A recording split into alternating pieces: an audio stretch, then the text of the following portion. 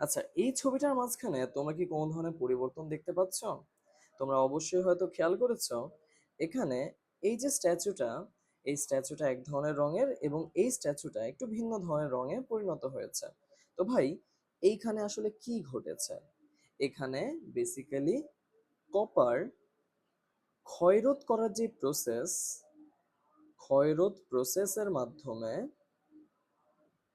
পরিণত হয়েছে কপারের অক্সাইডে, কপার অক্সাইডে, এবং যেটি তোমার কিছুটা এরকম সবুজ বর্ণ বিশিষ্ট হয়। তো আমি একটু এই জিনিসটা তোমাকে আরেকটু ডিটেলসে বুঝাই। লক্ষ্য করো, তোমার কাছে কি আছে? ধরো তোমার কাছে অ্যালুমিনিয়াম আছে। এই অ্যালুমিনিয়াম যখন অক্সিজেনের উপস্থিতিতে আসে, অ্যালুমিনিয়ামের সাথে অক্সিজেন মিশে যায়, তখন তৈরি হয় Al2O3। কি পরে ভাই? তখন তৈরি হয় Al2O3, এবং এই জিনিসটা সলিড অবস্থায় থাকে। এনার নাম কি জানো? এর নাম হচ্ছে অ্যালুমিনিয়াম অক্সাইড। তাহলে আমি একটু নামটা লিখে দিচ্ছি তোমাদেরকে। নামটা হচ্ছে অ্যালুমিনিয়াম অক্সাইড, ঠিক আছে? তাহলে এর নাম হচ্ছে অ্যালুমিনিয়াম অক্সাইড। আচ্ছা ভালো, অ্যালুমিনিয়াম অক্সাইড পেয়েছো। পরবর্তীতে খেয়াল করো, এবং আমি যদি আরেকটা বিক্রিয়া করি কপারের সাথে অক্সিজেনের, তাহলে কপারের সাথে অক্সিজেনের বিক্রিয়া কি তৈরি হবে? এখানে তৈরি হবে কপারের অক্সাইড সলিড স্টেটে। তাহলে ভাই বিক্রিয়াটা সেম কথা। তাহলে এই যে আমরা পাচ্ছি কপারের একটা অক্সাইড, কপার অক্সাইড। তো খেয়াল রেখো ভাই, এই যে কপারের অক্সাইডটা তৈরি হচ্ছে অ্যালুমিনিয়াম এর উপস্থিতিতে অক্সিজেনের উপর সাথে।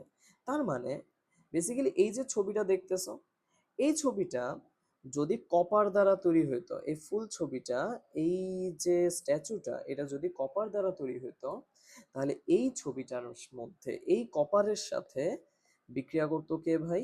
বিক্রিয়া করতো অক্সিজেন এবং তৈরি করতো কপারের অক্সাইড, যে জিনিসটা এটার উপরে একটা প্রলেপের মতো বসে থাকতো এবং তার জন্য এটা একটা ভিন্ন রং বিশিষ্ট হতো। আশা করি বুঝতে পেরেছো। অ্যালুমিনিয়ামের ক্ষেত্রে সেম ঘটনাটা ঘটতেছে।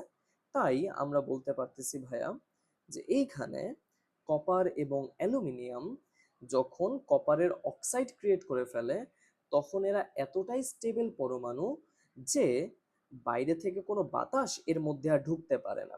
তাহলে দেখো এইখানে আমি যদি বাইরে থেকে কোনো একটা বাতাসকে আবার এর মধ্যে ভেতরে আনতে চাই, তাহলে সে তাকে প্রিভেন্ট করছে।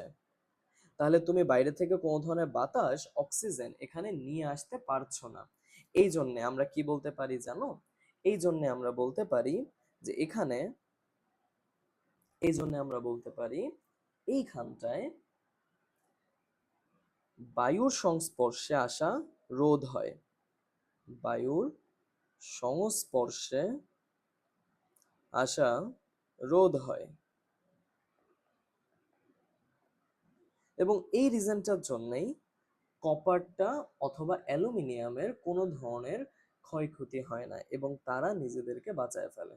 শুধুমাত্র বাইরের লেয়ারে একটা কোটিং এর মতো প্রলেপ পড়ে এবং সেই প্রলেপটা বাইরে থেকে বাতাসকে প্রিভেন্ট করে, ফুললি প্রিভেন্ট করে। সো এই ছিল কপার ও অ্যালুমিনিয়ামের ক্ষয় রোধের প্রসেসটা। আই গেস বুঝতে পারছো। পরীক্ষা আসলে লিখে দিও। ধন্যবাদ সবাইকে।